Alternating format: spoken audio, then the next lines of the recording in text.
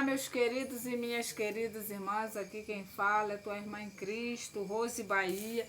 Mais um dia que eu estou aqui para dizer que Deus ele é bom, que Deus pode todas as coisas. E nesse dia de hoje, eu quero te convidar aos amados irmãos, estar meditando na palavra de Deus. Preste atenção o que a palavra de Deus vai nos ensinar hoje. Então preste atenção nos detalhes, irmãos. E logo em seguida estarei orando pela tua casa e pela tua vida. No livro de Jó, no capítulo 1, no versículo 1, olha o que diz a palavra: a virtude e a riqueza de Jó. Havia um homem na terra de Uzê, cujo nome era Jó, homem íntegro, reto, temente a Deus e que se desviava do mal. Nasceram-lhe 7 filhos e 3 filhas. Possuía ele 7.000 ovelhas, 3.000 camelos, 500 juntas de boi, 500 jumentas. Era também muito numeroso o número de seus servos, de maneira que este homem era o maior de todos do Oriente. Os seus filhos iam à casa um dos outros, faziam banquete, cada um por sua vez. Mandavam convidar as suas 3 irmãs e comiam e bebiam com eles. E decorrido o turno de dias de seus banquetes, chamava Jó seus filhos, os santificava, levantando-se de madrugada e oferecia holocausto, segundo o número de todos eles. Pois dizia: talvez tenha pecado os meus filhos, blasfemado contra Deus em seu coração. Assim o fazia Jó continuamente. E num dia em que os filhos de Deus vieram apresentar-se perante o Senhor, veio também Satanás com eles. Só até aqui. Não vou ir mais continuar. Se você quiser continuar, você pode continuar. Eu vou parar só aqui. Porque aqui está falando de um homem riquíssimo. Jó, homem riquíssimo. Você vê lá por 40 e por 30, ele já é um homem que está passando por grandes provas. Jó passa por grandes provas. Primeiro, irmãos, Jó dava o quê? Levantava de madrugada para santificar os seus filhos. Porque Jó dizia, ele tinha medo que talvez os seus filhos tinham pecado contra Deus, blasfemado contra Deus. Então ele tinha muito medo. Ele era temente, a Bíblia diz que Jó era temente a Deus, homem reto, sincero, temente a Deus, e ele se desviava do mal. Olha o quanto que Jó era um homem santificado, um homem santo diante da presença de Deus. E mesmo assim, veio sobre ele o mal, a desgraça veio sobre a casa dele. Primeiro, irmãos, ele ficava pensando no que poderia acontecer. Aquilo que eu penso, aquilo que eu vou atrair. Ele ficava tanto pensando no mal, que o mal veio sobre ele. E o mal não veio só sobre ele, veio sobre a tua família, sobre a tua casa, a casa dos teus filhos. Ele perdeu os 10 filhos. Ele perdeu todos os seus filhos. Se, irmãos, para uma família perder os filhos já é uma tragédia, ele perde também todos os seus bens. Mas aqui eu quero te chamar para o que você fala. Porque aquilo que nós falamos é o que nós atraímos para nós. Então tome muito cuidado com o que você fala. Aqui a Bíblia está relatando que ele falava que tinha medo do que ia acontecer, do que tinha acontecido, os filhos dele. E aí acontece. Mas aí, o que acontece? Até aqui está indo tudo bem a vida dele. No 6, a Bíblia diz que o povo de Deus, os filhos de Deus, indo para a casa de Deus, ia com ele quem? Pois é, isso mesmo. Satanás. A Bíblia está dizendo aqui, ó, Satanás entre eles. Por isso que nós temos que ter muito cuidado com o que falamos, porque ele está ali, ele ouve, ele sabe aonde atacar, ele mapeia tudo, e aonde tem as brechas, é ali que ele entra, nas brechas. E muitas das vezes, nós estamos dando essas brechas para ele entrar, a legalidade para ele entrar. Em vez de fecharmos, estamos abrindo. E tudo que ele quer, ele tem, que são as brechas. Então aqui, você vê que Jó, ele abre uma brecha. Ele abre. Ele abre uma brecha quando ele fala do que ele tem medo que aconteça. O medo vem de quem? De Deus? Claro que não, né? O medo não vem de Deus. Quem é que coloca o medo? O inimigo.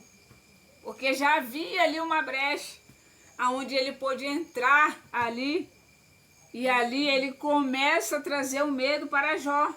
Eu tenho certeza que Jó tinha medo de perder seus filhos. Eu tenho certeza que Jó tinha medo de perder os seus bens. E é exatamente isso, porque ele diz, ele acordava de madrugada para fazer sacrifício, porque os filhos dele poderiam estar pecando contra Deus, poderiam estar blasfemando contra Deus. Aí quando ele faz esse sacrifício, ele estava ali fazendo o quê? Cumprindo o sacrifício, era quando tinha um pecado. E ali fazia sacrifício a Deus para que esse pecado ali fosse perdoado, como se fosse apagado. Era isso que eles faziam antigamente. E ali o que acontece? O inimigo está ali, indo com eles. E é ali que agora vai começar a destruição de Jó. Quando o inimigo está indo para a casa de Deus, ou seja, para a igreja, junto com o povo. Por isso que é bom a gente ir falando somente de Deus, da palavra, não blasfemar, não falar do irmão, não falar do pastor, não falar de ninguém, somente falando das coisas de Deus, para não dar brecha. E ali a Bíblia não diz o que o povo ia falando, só diz que ele estava ali no meio deles.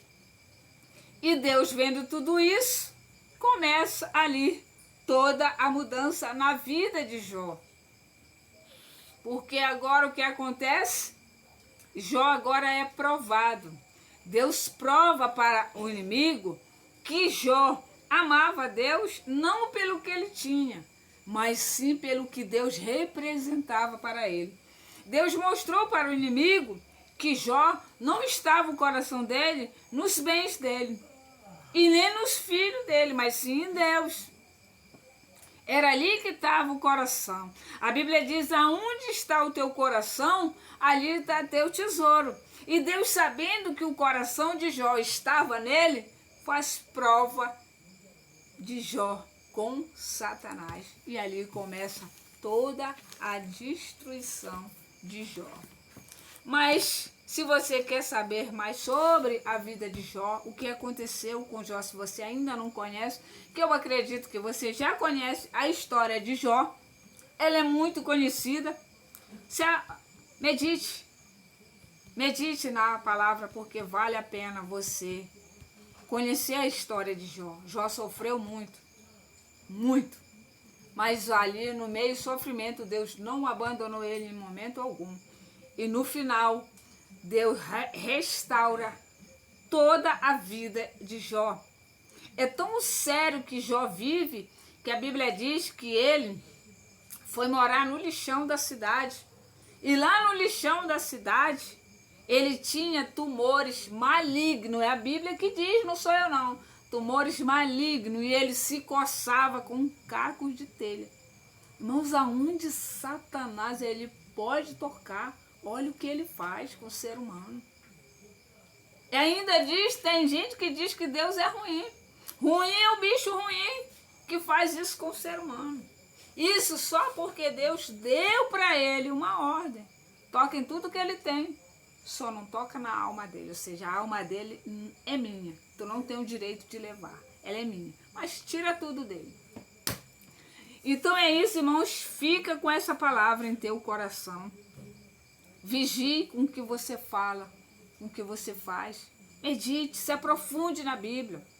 É importante demais ter conhecimento, ter sabedoria na palavra. A palavra ensina tudo para nós, o que nós queremos. Em vez de você estar se distraindo com coisas que não vai acrescentar, se distraia com a palavra de Deus. Amém? Vamos orar?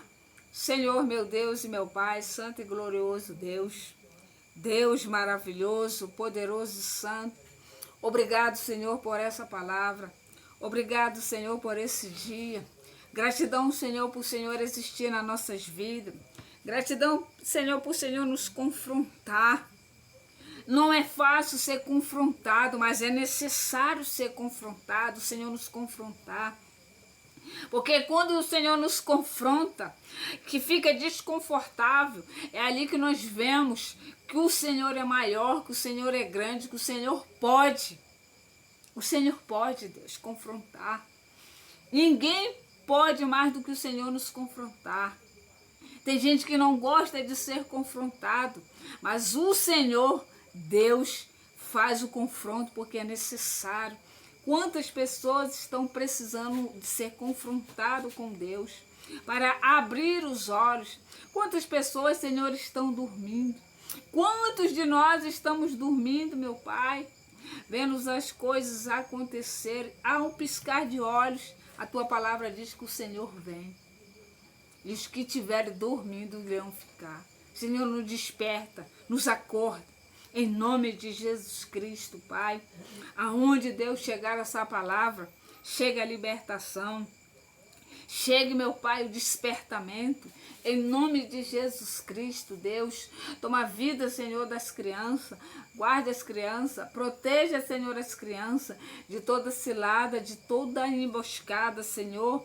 Em nome de Jesus Cristo, meu Senhor da glória.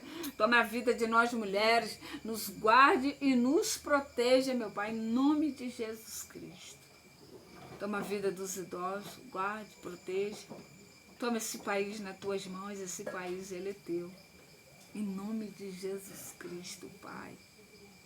Em nome de Jesus. Amém, irmãos? Quero agradecer os novos inscritos, sejam bem-vindos ao canal. E você que ainda não se inscreveu, se inscreva no canal. E você que já é inscrito, gratidão pela tua vida. Fica com Deus. Um beijo no coração de todos. E não se esqueça que você nasceu para ser feliz.